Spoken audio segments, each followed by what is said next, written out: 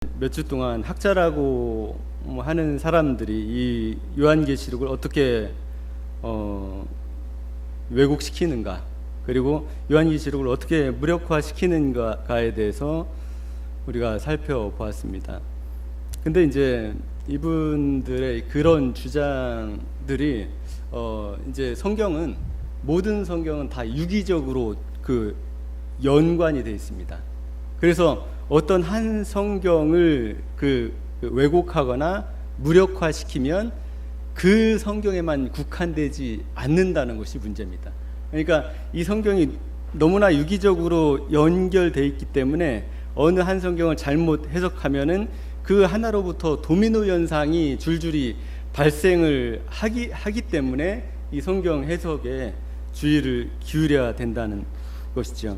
이렇게 주장하는 사람들은 미국에서 우리가 살펴봤지만 5%에서 10% 정도의 사람들밖에 되지 않습니다. 그 가운데서도 무천년주의를 주장하는 사람들 가운데서도 이렇게 주장하는 사람들은 솔직히 1, 2%에 불과합니다. 그런데 이 한국 땅에서는 그 1, 2%의 그 목소리를 그 98%, 99%의 그 목소리들이 잠재우지 못한다는 것이 문제가 되는 것이죠. 이들이 그렇게 해석하는 것을 그냥 놔둡니다. 누구도 비판을 하지 않습니다. 그것이 심각한 문제가 발생하게 되는 원인이 됩니다. 제 책 킹제임스 성경 유일주의 망상 책 추천사를 써주신 조영혁 박사님이 계십니다. 조영혁 박사님의 인생의 모토와 철학이 무엇이냐면은 짖지 못하는 개가 되지 말자. 개는 낯선 사람이 오면 어떻게 해야 됩니까? 무조건 본능적으로 짖죠. 근데 개가 짖지를 않아요. 누가 오든 다 꼬리치고 반기고 이래요. 그러면은 그 개는 그 개의 역할을 하지 못하는 것입니다. 그러니까 짖지 못하는 개, 누군가는 이런 사실들에 대해서 얘기를 하고 잘못됐다고 얘기를 해야만이 이 잘못된 것을 그제서야 이해하는 이 한국 교계에 우리가 살고 있다는 것이 암담한 현실이라는 것이죠. 그러니까 요한계시록의 1장 3절에 보면은 이 예언의 말씀을 듣는 자, 읽는 자, 지키는 자가 복이 있다. 왜 복이 있다고 했냐면은 그 이유가 때가 가깝기 때문에. 근데 이필장 교수는 이 때가 가깝다는 것은 재림이 아니다, 하나님의 나라가 왔기 때문이다라고 해석을 했습니다. 그러면서 이제 이필장 교수가 이제 한 말이 이 말입니다. 계시록 1장 3절에 대해서 해설을 하면서 김용희 선교사 복음학교에서 요한계시록 강의를 한 것 같아요. 그때 이런 말을 했죠. 지금 이게 기록된 게 2000년인데, 그러니까 요한계시록을 얘기하는 겁니다. 2000년이 지났어도 아직 예수님이 안 오셨죠. 여러분, 2000년이라는 기간이 가까운 겁니까? 먼 겁니까? 가깝다. 만약 이것을 예수님의 재림으로 이야기했다면 요한이 사기친 거예요. 여러분, 요한계시록 1장 3절 때가 가깝다를 재림으로 보십니까? 여러분, 요한한테 사기당하고 있는 겁니다. 저도 사기당하고 있어요. 그리고 이 시대 우리 이 한국교회 대부분의 사람들이 지금 요한한테 사기를 당하고 있습니다. 한국교회뿐만 아니라 전 세계 교회가 요한한테 사기를 당하고 있습니다. 이런 말은 아무리 학자라고 하더라도 이런 식으로 말을 하면 안 되죠. 이것은 금도를 벗어난 발언이죠. 그리고 그 안에 어떤 의미가 들어있냐면은 자기 자신의 해석은 정확하고 맞다, 자기 해석만 옳다라는 아주 지나친 그 교만이 안에 들어있는 겁니다. 이 사기 당하고 있는 사람들의 그 기록을 한번 보겠습니다. 이 오즈본도 사기를 당하고 있고, 그 존 메가더 목사도 사기를 당하고 있고, 저도 사기를 당하고 있고, 우리 모두가 다 사기꾼 그 요한한테 놀아나고 있습니다. 거의 재림이 아닌데 우리는 재림이라고 믿고 있으니까. 이 오즈본이 자기 주석에서 이렇게 얘기합니다. 다음으로 요한은 때가 가깝다는 것을 경고하고 약속하고 있다. 이 문맥에서 때문에는 편지의 명령에 순종해야 하는 이유를 제공한다. 왜냐하면 이라는 거 있잖아요. 요한계시록에서 가까움은 결정적으로 중요한 구절인 본문 1장 3절과 계시록 12장 10절에서 단지 2번 나타난다. 2번 나타나지만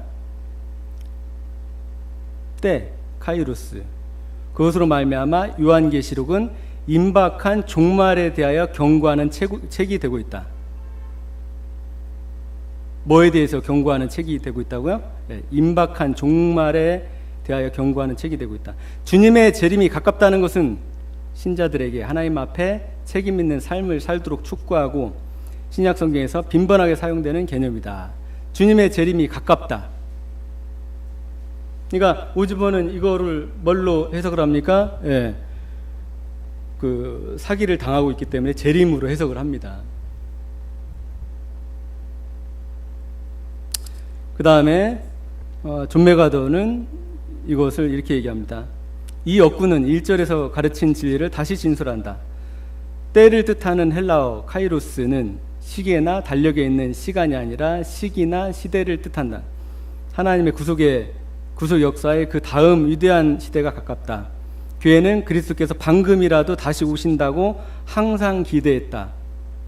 예수님은 자신을 따르는 사람들에게 자신의 재림을 기대하며 지켜보라고 명령하셨다. 그래서 쭉 이렇게 성경 구절들을 인용하고, 그다음에 사도 바울, 베드로, 야고보, 요한 모두 그분께서 다시 오실 날이 가깝다고 썼다. 이렇게 합니다. 회의감으로 비웃는 사람들이 그분의 오신다는 약속이 어디 있느냐? 조상이 잠든 이래 모든 것은 창조 시작부터 그대로 있다 해도 주 예수 그리스도께서는 다시 오신다. 그리고 그분의 재림은 가깝다. 이 존 메가더 목사도 뭐를 당하고 있습니까? 예, 사기를 당하고 있습니다. 그러니까 이런 발언들, 재림으로 요한이 얘기했다면 요한이 사기친 것이다. 그런 말에 대해서 자신이 주님 앞에 갔을 때 책임을 져야 되겠죠. 그 책임을 본인이 져야 됩니다. 본인이. 왜냐하면 믿음은 각자 당사자의 것이기 때문에. 그리고 이런 식으로 성경에 대해서 사기친다는 이런 표현으로 사기를 치면 안 됩니다. 실제로 누가 사기를 치고 있습니까? 작년 12월에 이제 이필찬 교수가 자기 아는 지인 교수들과 종말론 학회, 그러니까 12월에 종말론 학회라는 것을 열었습니다. 그러니까 그 학회를 열어서 구름을 타고 오신다는 것은 승천인가 재림인가라는 주제로 그 학회를 열은 것입니다.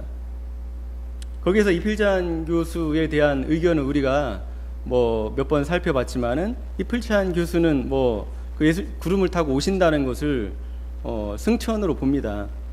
근데 문제는 이필찬 교수뿐만이 아니라 이 신현우 교수님도 총신대 신대원에 계시는 신약학 교수인데, 신현우 교수님도 이런 관점을 그대로 지지하고 유지하고 있다는 것이죠. 신현우 교수님은 그 웨스트민스터 신학대학에 계셨을 때 사본학에 대한 책을 쓰셨습니다.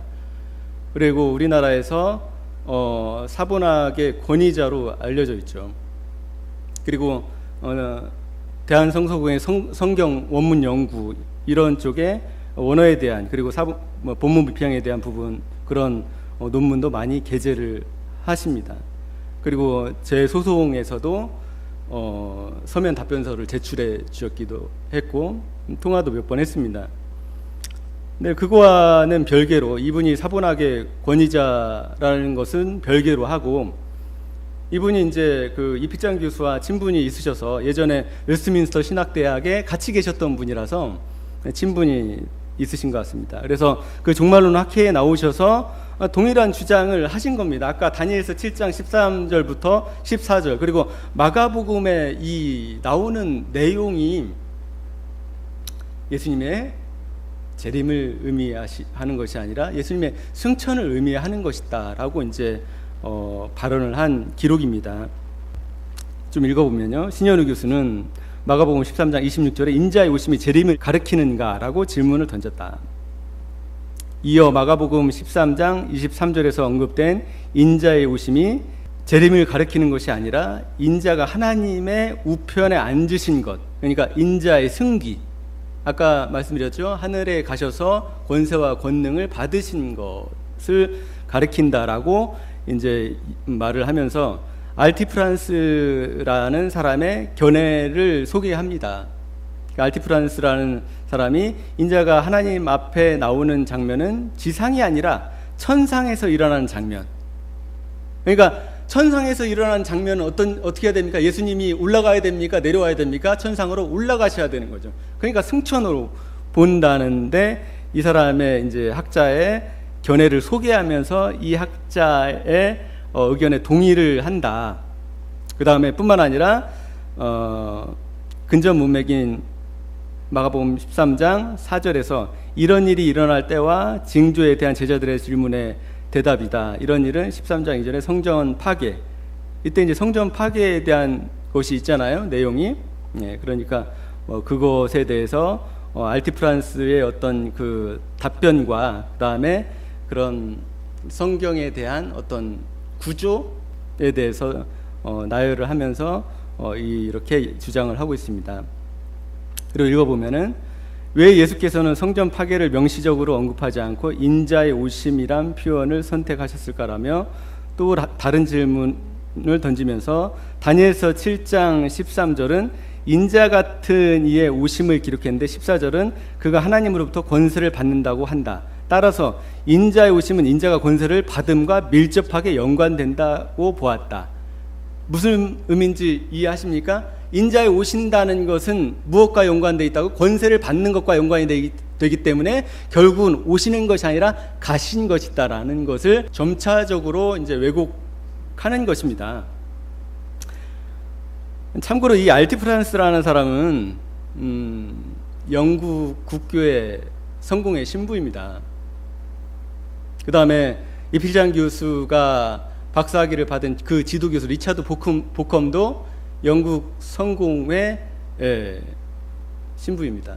그 신학계를 보면은 영국 국교의 그 학자들의 의견을 많이 수용하는 그런 상황이 있습니다.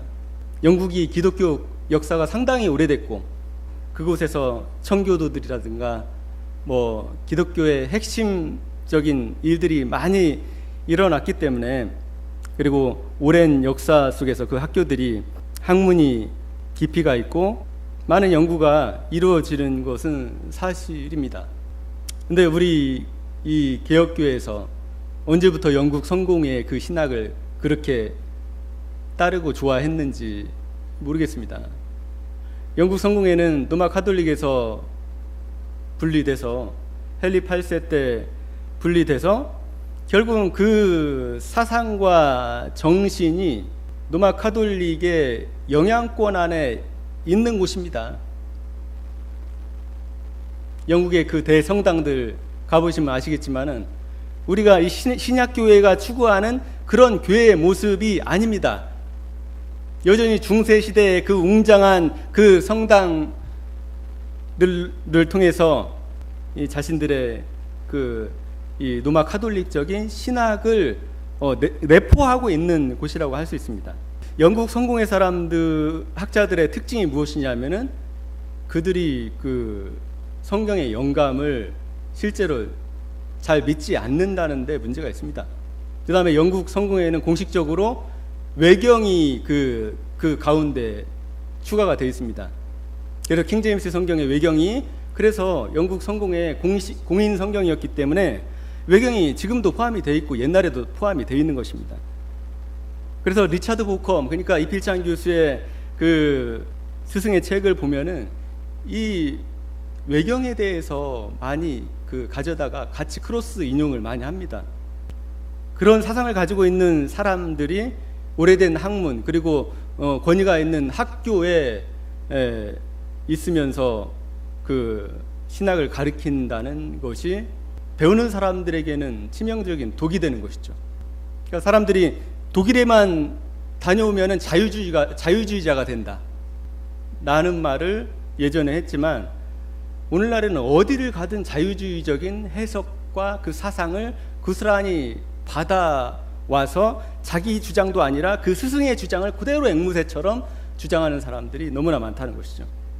그러니까 이 신현우 교수가 알티프란스에 이런 그 성공의 사람들의 주장을 인용할 것이 아니라 보편적이고, 그리고 이 기독교 안에서 개혁교회 개신교라는 그 범주 안에서 이런 주장들을 누가 하고 있는지에 대해서 얘기를 했어야 알맞을 것이죠. 이어 성전이 파괴되면서 성전은 넘겨받는다는 인자로 대체된다. 그러니까 예수님께서 이 성전을 허물라, 내가 성전을 다시 세우리라, 그죠? 3일 만에 다시 세우리라. 그래서 그 성전된 자기 자신을 가리킨 거라고 얘기를 했지 않습니까? 그래서 성경 파괴와 성경이 파괴되면 자기가 자신이 인자로 대체된다, 이런 말을 했다고 합니다. 프란스의 견해를 따라 13장 27절에 택한 백성들이 온 세계에 회집함을 예언한다. 그러니까 이 사람이 얘기하는 게 그 인자가 큰 영광을 보시면은, 성경 보면서 얘기해야 되네. 여기서 보시면은 그때 사람들이 인자가 큰 권능과 영광에 쌓여 구름을 타고 오는 것을 볼 것이다. 그때 그 천사들을 보내어 땅 끝에서 하늘 끝까지 사방에서 선택된 사람들을 모을 것이다, 이렇게 얘기하지 않습니까? 그러니까 이 땅 끝에서 하늘 끝까지 사방에서 사람들을 모은다는 것은 무엇을 의미하냐면은 예수 그리스도의 십자가 대속을 통해서, 그리고 오순절 사건을 통해서 이제 이방인들에게도, 그리고 유대인과 이방인들에게 모두 구원이 선포된다, 복음이 선포된다는 의미, 그러니까 상징적 의미로 해석을 하는 겁니다. 그러니까 유대인들과 이방인들이 이제 그 구원을 받게 된다는 의미라는 거죠. 실제 하늘 이 끝에서 저 끝까지 실제 사람들을 모으는 것이 아니다라는 것을 얘기하는 거예요. 마가복음 13장에 있는 내용들을 전체 다 어떤 식으로 해석하냐면, 그 예수님 그 당시의 시대로 완전히 다 해석을 하려고 하는 것입니다. 그래서 인자가 오시는 것도 이제 그래서 승천이다, 실제로 재림이 아니다라고 얘기를 하는 것이죠. 보시면 또한 인자의 오심과 관련된 용어 보리라의 용어를 들어 에녹서를 왜 들까요, 이 사람들이? 에녹서가 정경입니까? 그러니까 이런 견해는 어디에서 나온 견해냐? 영국 성공의 학자들의 그 견해에서 출발합니다. 에녹 1서 62장 2절에서 11절 배경으로 볼 때 인자의 권세를 보게 된다는 뜻을 이해할 수 있다. 그러니까 이 마태복음이 그렇게 어렵습니까? 마태복음 하나로는 그 성경 마태복음을 이해할 수 없게 주님께서 그 성경을 그렇게 쓰셨을까요? 에녹서를 봐야 되고 다니엘서를 봐야 되고 다 그것을 알아야만이 이 마태복음을 이해할 수 있게, 마가복음을 이해할 수 있게 마가복음을 그렇게 어렵게 썼습니까? 인자의 권세를 보게 된다는 뜻으로 이해할 수 있다. 사람들이 인자의 권세를 보게 되는 것은 재림 이전에 예수를 이방인들에게 넘겨 죽인 성전 세력의 몰락과 그들의 소굴이 된 성전의 파괴를 통하여 이루어질 수 있다는 것을 강조했다. 그러면서 인자의 오심이 재림이라는 견해는 자유주의자 라이미루스로부터 널리 퍼진 것으로, 이게 이제 학자들이 잘 쓰는 트릭입니다. 지금 그런 견해를 뭐하고 연결시킵니까? 자유주의자들이 해석한 것으로 시작된 견해다라고 얘기를 합니다. 그러면은 마가복음에 있는 주님께서 구름을 타고 오시리라 이것을 그럼 1500년 동안 전부 다 승천으로 해석을 했는데 이때부터 18세기 사람입니다.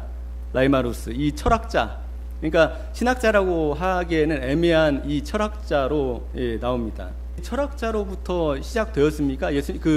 예수님이 구름을 타고 오시리라는 것을 원래 가셨다 한데, 아니면 원래 원어를 가셨다고 했으면 됐을 거 아닙니까? 그죠? 승천하셨다. 왜 이렇게 자유주의자들까지 끌어들이고 영국 성공의 에녹서까지 끌어들이고 성공의 그 학자들까지 끌어들여서 이 사람들이 이것을 왜 승천으로, 예수 그리스도의 재림을 왜 승천으로 그렇게 바꿔놔야 될 일일까요, 이게? 그러면 1500년 동안, 아니 1700년 동안 이 예수 그리스도께서 구름을 타고 오신다는 것을 승천으로 봤다는 기록을 제시를 해야 되지 않습니까? 그렇잖아요? 그래서 이 사람이 이제 이런 주장을 한 것 같습니다. 그러니까 인자의 오심이 재림이라는 견해는, 왜냐하면 누가 봐도 그것은 재림입니다. 근데 결과적으로 예수의 예언이 실패한 것이라는 해석은 설명력이 없다. 그러니까 이렇게 본 것 같습니다. 그러니까 마가복음에 예수 그리스도께서 그 성전이 무너질 때 그때 예수님께서 그 이전에 재림하셨어야 되는데 재림을 안 한 거 아니냐. 그러니까 그 예수의 재림에 대한 예언은 실패하는 것 아니냐, 이런 식으로 주장을 한 것 같습니다. 그 마가복음을 전체를 이해를 정확하게 하지 못한 거죠. 확인하며 개혁주의 주직신학자인 헤르만 바빙크, 그 다음에 크리스토스톰, 그 다음에 교회 개혁자 칼빈의 성전 파괴라는 견해로 환기시켰다. 이 마가복음 13장에 나오는 내용은 제가 예전에 말씀드렸지만은 흡사 그 서기 70년 사건과 거의 흡사한 본문이라고 말씀드렸지 않습니까? 그러니까 이것을 대부분의 많은 사람들이요 서기 70년으로 봅니다. 이것을 뭐 성전 파괴라는 견해로 환기시킬 필요가 없습니다. 근데 성전 파괴로 그 사건을 보잖아요. 그러면은 그 성경이 해석이 불가하게 됩니다.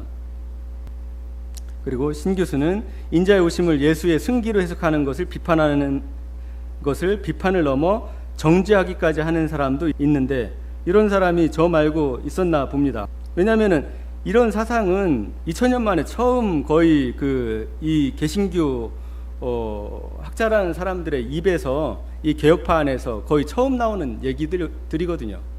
이 개혁주의 사람들한테서 처음 나오는 얘기들이고, 개혁주의 내부에서도 비판을 받고 있는 내용입니다. 그러니까 실제로는 이 사상이 어디서 나왔냐? 영국 성공의 학자들로부터 나온 거죠. 개혁주의 자기네들이 신봉하는 그 칼빈의 사상, 개혁주의 사상에서 나온 것이 아니죠. 그러면서 이는 학문적 주의 엄밀함을 버리고 개혁신학의 역사도 망각한 결과 시대의 영향에 사로잡힌 사람들이라고 치부하고 그들의 비판과 정죄는 적반하장이라고 일갈했다. 그러니까 학자의 권위라는 게 왜 무섭습니까? 나는 너희들보다 많이 알아. 나는 원어를 알아. 나는 신약학 학자야. 그러니까 내 해석이 옳아. 이것을 예수님의 재림으로 보는 것은 학자적 관점으로 맞지 않아. 그것을 정죄하는 것이나 비판하는 것은 너희들 잘못된 거야 라는 것을 얘기하고 있는 겁니다. 여기에 어느 누가 이필찬이나 아니면은 신현우 교수, 기타 무슨 거기 나왔던 뭐 4명의 박사들한테 뭐 이렇게 따지고 뭐 했겠습니까? 이것을 비판하고 정죄하는 사람이 적반하장이 아니라 신현우 교수의 이 주장이 적반하장인 거죠. 기독교 2000년 역사 가운데 어떤 사람들이 예수님의 승천으로 이것을 받는지 나열을 해야 되겠죠. 기독교 역사 가운데 수백만 명의, 수천만 명의 목사들이 있었을 것이고, 그렇잖아요? 수많은 학자들이 있었을 것인데 이것들을 나열하고서 적반하장이라고 얘기를 해야 되지 않습니까?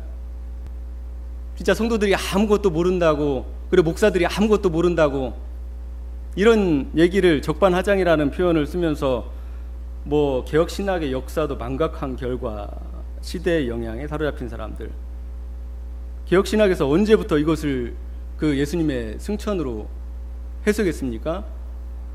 머리털나고 처음 듣는 얘기인데, 그러니까 이거는 총신대 그 합동 측 신학위원회에서 솔직히 이런 것들은 잘 그 판단을 해야 되는 것이죠.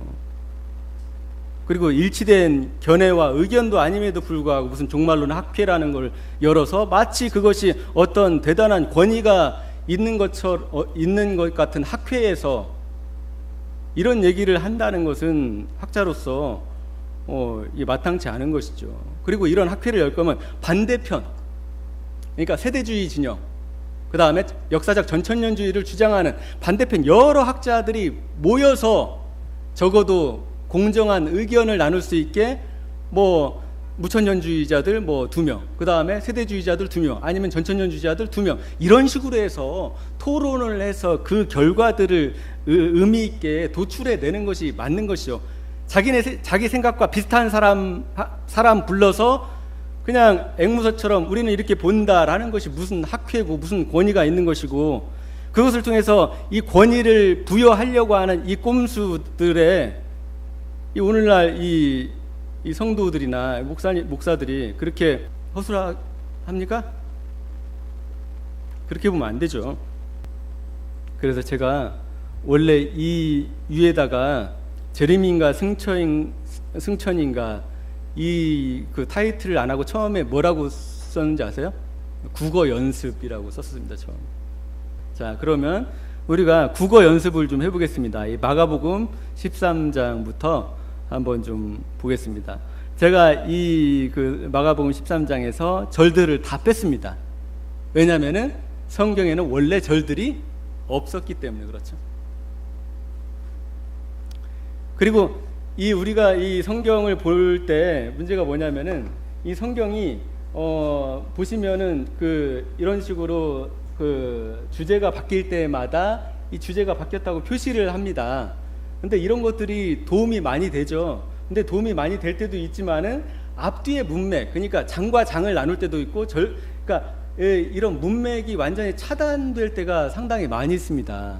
그러니까 성경을 깊이 연구하지 않는 사람들은 그것에 혼동을 겪을 수가 있는 것이죠. 특별히 예언에 대해서 해석을 할 때는 그 앞에 있는 그 문장들이 상당히 중요합니다. 왜냐하면은 그 문장들이 이어져서 앞 문장을 얘기하고 그 뒤의 문장을 또 뒤의 문장들이 계속 얘기를 하고 있기 때문에 그것의 어떤 한 구절들을 갖다가 이 개혁주의자들처럼 써먹으면 안 됩니다. 자기들이 비판하는 그 이단들이라 하는 그 짓입니다. 그렇게 해석하는 건 성경을 전체적인 문맥을 이해하고, 그리고 다른 성경에 의해서 그것이 비판되어지지 않도록 성경은 성경으로 해석을 해야 되는 것이죠.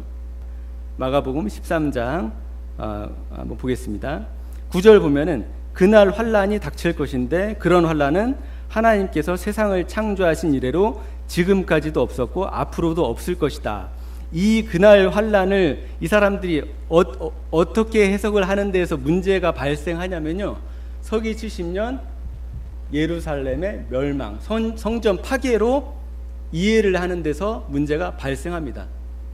제가 말씀드렸듯이 마태복음과 마가복음은 병행 본문이고 동일 본문이고, 그 다음에 누가복음은 다른 내용이다라고 얘기했죠. 누가복음은 군대들이 예루살렘을 에워싸는 것을 보거든이라는 조건이 있고, 그 다음에 마태복음과 마가복음은 멸망에 가정한 것이 거룩한 곳에 선 것을 보거든. 다니엘의 말한 바 멸망에 가정한 것이 거룩한 곳에 선 것을 보거든 가로 열고 읽는 자는 깨달을진저라고 돼 있는 본문입니다. 이 본문이. 그 다음에 이제 그러나 그 환란이 지난 뒤에 그 환란은 어떤 구절을 받겠습니까? 앞에서 말한 환란이 그날 환란이 닥칠 것인데 이게 19절입니다. 그리고 그러나부터는 24절입니다. 그러나 그 환란이 지난 뒤에, 그러니까 그러나 그 환란은 어디를 얘기하는 거겠어요? 19절을 얘기하는 거죠. 그죠? 왜냐하면은 19절의 환란이 지난 뒤에라고, 그러니까 성경을 앞뒤 문맥을, 그러니까 이 환란이 무슨 환란인지를 잘 봐야 된다고요. 이 환란은 19절에 이 환란을 말합니다. 그 환란이 지난 뒤에 그날에는 해가 어두워지고 달이 빛을 내지 않고 별들이 하늘에서 떨어지고 하늘의 세력들이 흔들릴 것이다. 이것을 어떻게 해석하는지 모르겠어요. 예수님께서 이걸 어떻게 해석하는지 모르겠습니다. 아무튼 이것도 뭐 영적인 의미로 해석할 겁니다. 그때에 사람들이 인자가 큰 권능과 영광에 쌓여 구름을 타고 가는 것을 볼 것이다. 이렇게 해석을 하는 겁니다. 그러니까 이게 그때라는 건 뭡니까? 그때, 여기 말하는 그때가 무엇을 봤습니까? 어디를 봤습니까? 그 환란이 지난 뒤에를 얘기하고 있죠. 최초가 환란이고 그 다음에 그 환란이 지난 뒤에고 그 다음에 그때의 사람들이 인자가 큰 영광과 권능과 영광에 쌓여 구름을 타고 오는 것을 볼 것이다 라고 얘기를 하고 있지 않습니까? 그럼 그때가 뭡니까? 그냥 의미 없는 때입니까? 상징인가요? 여기서 말한 그때는 무엇이냐? 그 환란이 지난 후에 해가 어두워지고 1월 성신의 징조를 얘기하는 것이죠. 그때 사람들이 1월 성신의 징조가 있은 후에 그때 사람들이 인자가 큰 권능과 영광에 쌓여 구름을 타고 오는 것을 볼 것이다. 그리고 그때 그는 천사를 보내어 땅 끝에서 하늘 끝까지 사방에서 선택된 사람들을 모을 것이다. 그러니까 이 성경은 그대로입니다. 예수님께서 마지막 때 구름을 타고 오시는 것이에요. 그리고 오셔서 자신이 택한 사람들을 하늘 이 끝에서 저 끝까지 해서 모으는 겁니다. 근데 이 사람들은 이거 무엇으로 해석을 하느냐? 구름을 타고 가는 것을 볼 것이다. 그때 그는 천사들을 보내어 땅 끝에서 하늘 끝까지 사방에서 선택된 사람들을 모을 것이다. 이걸 오순절 사건으로 얘기를 하는 것이죠. 오순절 사건을 통해서 이제 땅 끝까지 복음이 증거되는 것을 얘기를 합니다. 그런데 주님께서는 천사를 보내어 그것을 하신다고 안 하고 뭘 보내서 이 일을 하신다고 했습니까? 성령을 기다려라. 그 성령이 오시면 너희가 권능을 받고 땅 끝까지 복음을 전하리라. 이렇게 말씀하셨지 않습니까? 근데 그때 그 천사들을 보내 하늘 끝에서 사방에서 선택된 사람들을 모을 것이다. 이렇게 돼 있습니다. 근데 마태복음에는 또 뭐가 있습니까? 큰 나팔 소리로, 그 다음에 각인의 눈이 그를 보겠고. 그러니까 이 모든 것들을 그 나팔 소리 이런 건 또 상징으로 해석을 하겠죠.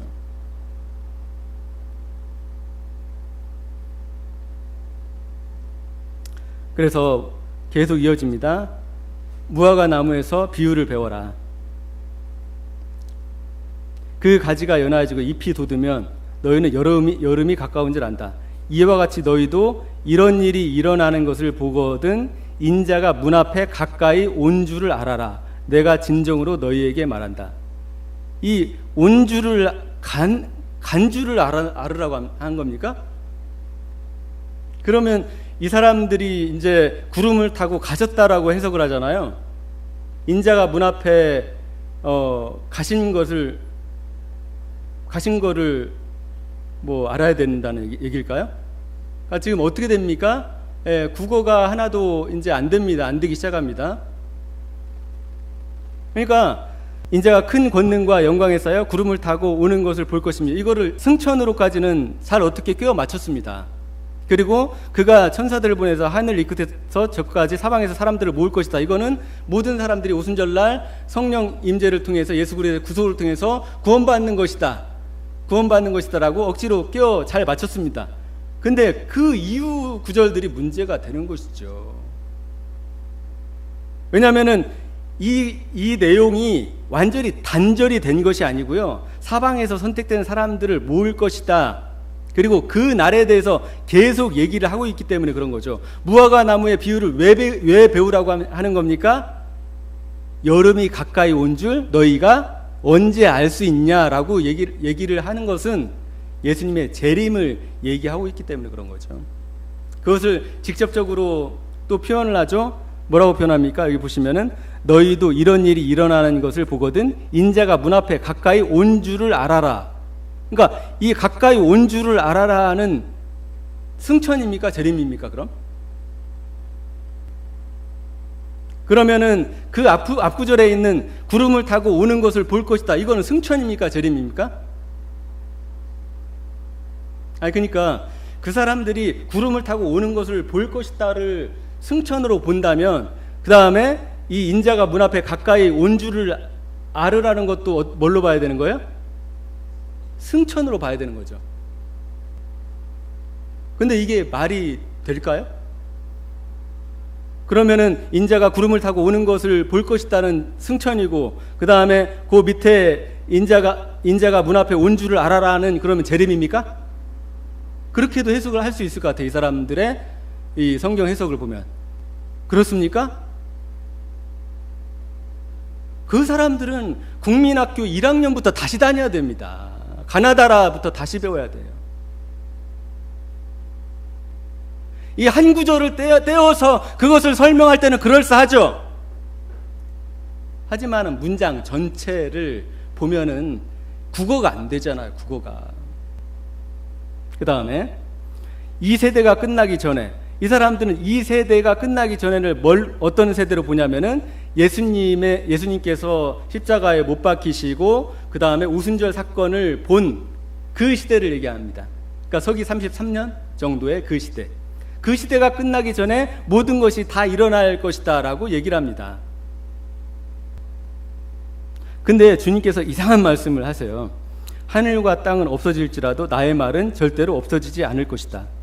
제자들이 그 당시에 다 살아있을 때, 그리고 그 예수님을 죽인 유대인들이 전부 다 살아있을 때 이런 약속을, 승천 약속을 했는데 왜 하늘과 땅은 없어질지라도 이 말, 나의 말은 절대로 없어지지 않을 것이다 라는 말이, 나의 말은 무슨 말일까요? 예수님이 재림한다는 그 말을 얘기하는 겁니다.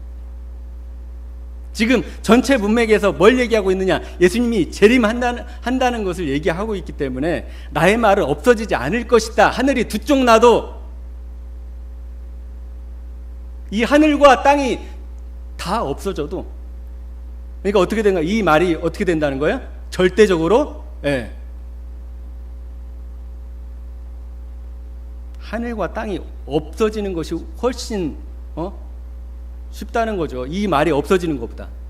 구름을 타고 가신 걸 보고 그 다음에 인자가 문 앞에 가까이 간 것을 알아라. 무슨 이게 다 승천이면은 예수님이 지금 무슨 말씀을 하시는 거죠? 나의 말은 절대 없어지지도 않을 것이다. 그 다음에 뭐 가까이 온 줄 뭘 압니까? 그냥 예수님이 돌아가시고 난 다음에 얼마 안 있다가 그냥 승천하셨는데 말이 안 되죠. 그리고 보겠습니다. 그러나 그 날과 그 때는 아무도 모른다. 하늘의 천사들도 모르고 아들도 모르고 오직 아버지만 아신다. 이 그 날과 그 때는 무엇을 받는 것일까요? 그 날과 그 때. 이 예언에 있어서 그때, 그날, 그것은 상당히 중요합니다. 이것이 무엇을 지칭하는지를 정확하게 알아야 된다고요. 그 날과 그때는 아무도 모른다. 예수님이 승천한 걸 모른다는 겁니까? 얼마 안 있다 승천하셨잖아요. 제가 봤을 때는 이것은 무화과 나무의 비유를 배워라. 여기서부터는 재림으로 해석을 하는 것 같습니다. 이 사람들이. 근데 마가복음 이 24절부터 이 36절까지는 한 주제의 내용을 얘기하고 있는 겁니다. 한 주제. 그리고 인자가 문 앞에 가까이 온 줄을 알아라. 이것을 이 사람들이 재림으로 말할 수 없는 게 있습니다.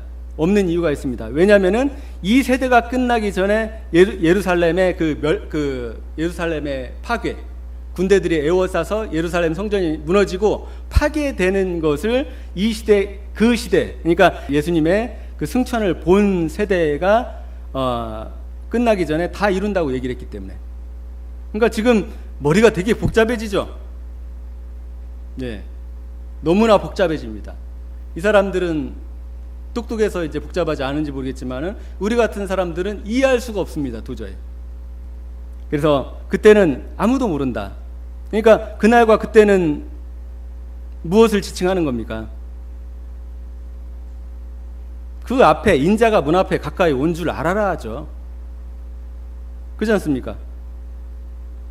그러니까 여기에서 그 날과 그때가 뭐냐고요. 예수님이 승천하는 때입니까? 그러니까 말이 안 되잖아요. 앞뒤도 안 맞고 논리성도 결여되고, 그리고 언제 승천하실지 하늘의 천사도 모르고 자신도 모르고 아버지만 아십니까? 승천으로 해석한다면 예수님도 그냥 기다리신 모양입니다. 멍하니 내가 언제 승천되지? 그래서 보십시오. 조심하고 깨어 있어라. 그때가 언제인지를 너희가 알지 못하기 때문에. 여기가 그때가 뭡니까? 여기 그때? 여기 그때가 어디를 받는 겁니까? 그때를. 그러니까 지금 그날 그때 이거 계속 나오지 않습니까? 그죠? 그날과 그때가 계속 나오잖아요. 그날과 그때가 지칭하는 게 무엇입니까? 인자가 큰 권능과 영광에 쌓여 구름을 타고 오는 것을 볼 것이다. 그때에 그는 천사들을 보내요. 그죠? 이 그때입니다. 그때가. 그럼 그날과 그때는 무엇이냐고요? 다음에 종말론 학회를 하면 저를 좀 불러주셔서 같이 이 문장 전체를 살펴보면서 같이 토론을 했으면 좋을 것 같습니다. 여기서 말하는 그 날과 그때가 뭡니까? 그때가 언제인지를 너희가 모르기 때문이다. 사정은 여행하는 어떤 사람의 경우와 같은데, 그가 집을 떠날 때, 지금 비유를 얘기하고 있죠? 그는 누구를 의미하는 거겠습니까?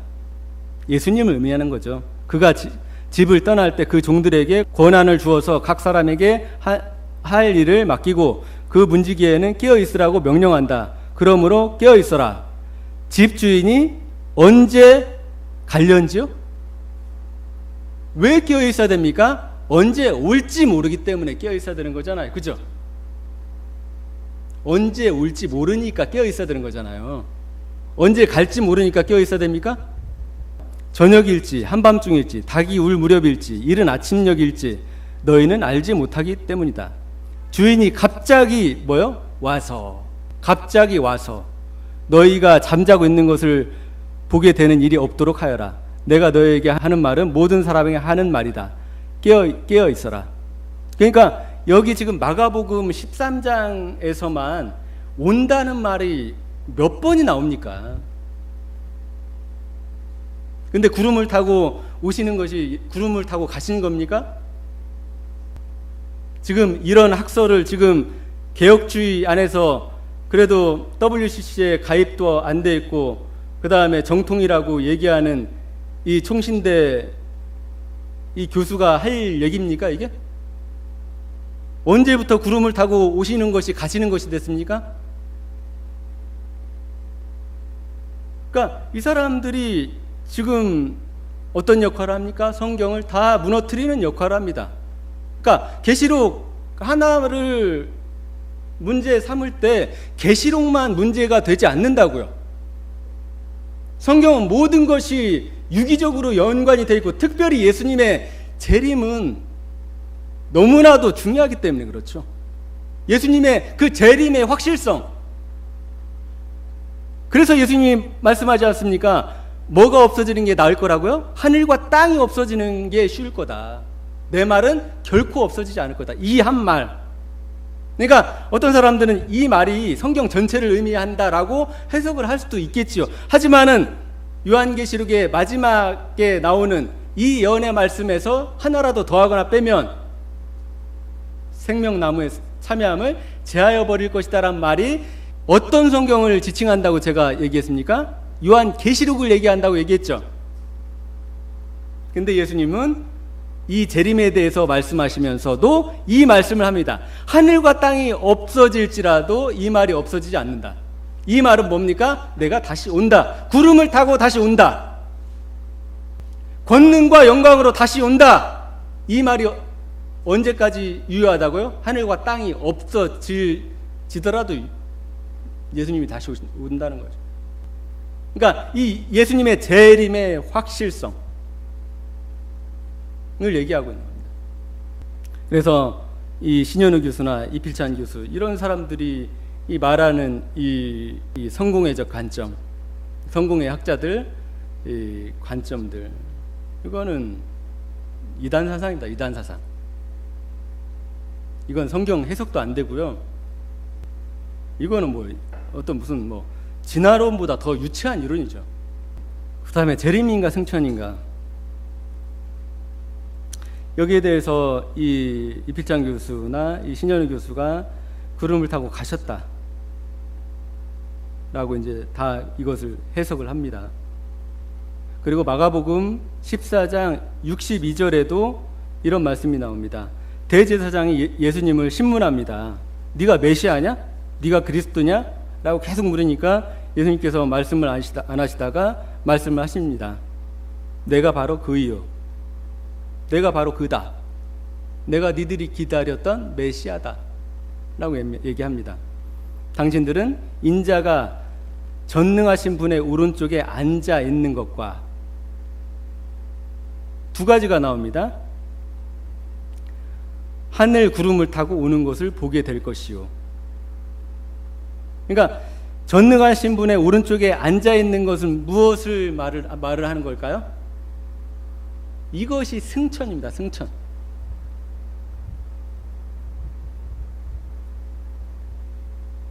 이 누가복음 22장 69절 보면은 이제부터 인자는 전능하신 하나님의 오른쪽에 앉게 될 것이요 라는 말이 나옵니다.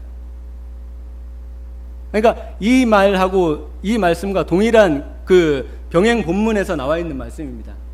그러니까 저 말씀을 통해서 우리가 뭘 알 수 있냐면 이건 예수님의 승천입니다.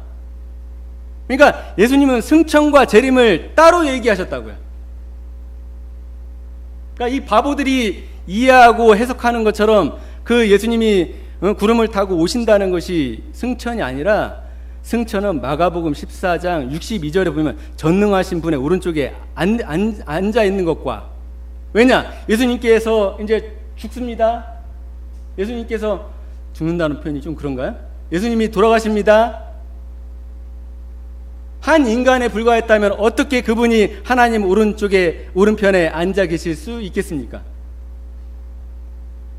결국은 어떻게 하신다는 거예요? 부활하여 승천하신다는 거죠. 하나님께 간다는 거죠. 십자가에 못 박히시고 하나님 오른편에 앉으사, 이런 성경 구절들이 이 서신서에 되게 많이 나옵니다. 서신서에 한번 찾아보세요. 상당히 많이 나옵니다. 그것이 예수님의 승천을 의미한다고요. 그러니까 예수님의 승천은 여기 전능하신 분의 오른쪽에 앉아 있는 것을 너희가 볼 것이다. 그리고 하늘 구름을 타고 오는 것을 볼 것이다. 그러니까 승천과 재림을 말씀을 하고 계신 거라고. 그러면은 오른쪽에 앉아 있는 것도 승천이고 구름을 타고 오시는 것도 승천입니까?